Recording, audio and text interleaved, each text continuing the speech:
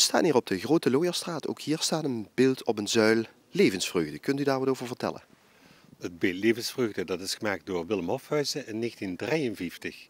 En Willem Hofhuizen heeft nog een tweede beeld gemaakt op de Grote Looierstraat. Dat zit aan de andere kant, namelijk dat van Olterdisse.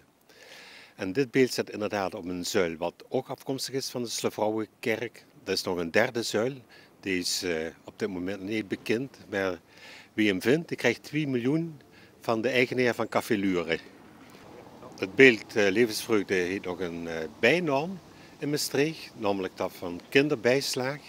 En waarschijnlijk is die naam ontleend aan het stempelbureau van sociale zaken, wat in het pand op de hoek van de Kleine en de Grote Lurestraat heeft gelegen, namelijk Benoît Café Lure zit.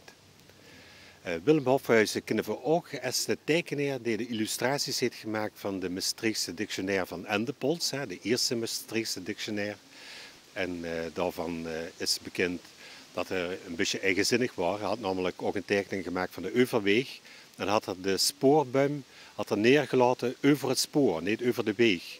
En toen de redactie hem daarop heeft gewezen, zag hij, ja, maar ik vind eigenlijk dat die trein moet stoppen en zich met mijn auto langskomt.